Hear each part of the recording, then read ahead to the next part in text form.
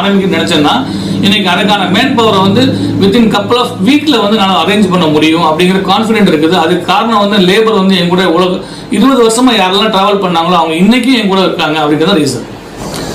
நிறைய டைம்ல இன்னைக்கு வந்து கான்ட்ராக்டர் இன்ஜினியர்ஸை பார்த்து வந்து நிறைய மக்கள் வந்து கஸ்டமர் வந்து மேக்சிமம் பில்டிங்கில் வந்து சண்டை வந்துடுது அப்படின்னு சொல்கிறாங்க.